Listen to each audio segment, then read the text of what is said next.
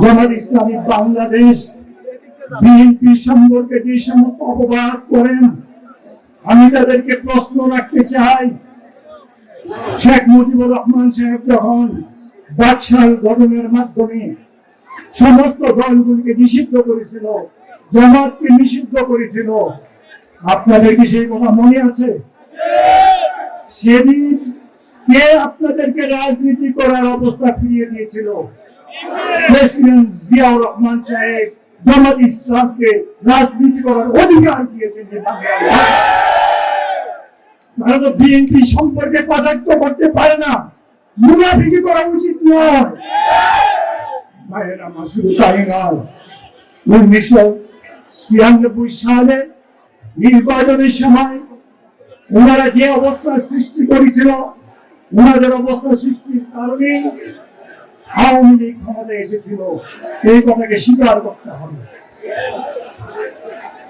2001 সালে আমাদের নেত্রী ম্যাডাম জিয়া জোট গঠনের মাধ্যমে ওনাদেরকে আমাদের সাথে আনলো, ইসলামী ঐক্য জোটকে আমাদের সাথে আনলো।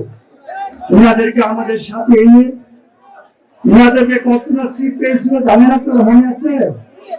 18টা সিট পেয়েছিল। সেটি ওনারই কি জীবনে করেছেন 18টা সিট পাইছে? কোনদিন পায় না।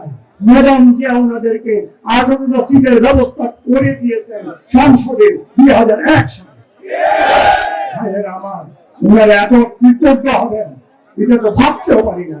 শুধু তাই নয়, ম্যাডাম জিয়া ওনাদের দুইজনকে মন্ত্রীর পদমর্যাদায় মন্ত্রণালয়ের দায়িত্ব দিয়েছিলেন।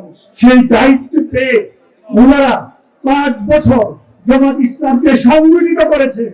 জামাত ইসলামকে যা করার, যা প্রয়োজন তাই করেছেন এবং সংগঠিত করেছেন। যাদের দয়ায়, মায়ায়, মেহেরবানি, আল্লাহর রহমতে আপনারা দলকে সংগঠিত করেছেন, এই দেশে রাজনীতি করার অবস্থা ফিরে পেয়েছেন, তাদের সম্পর্কে এমন কথা বলা আপনাদের উচিত নয়।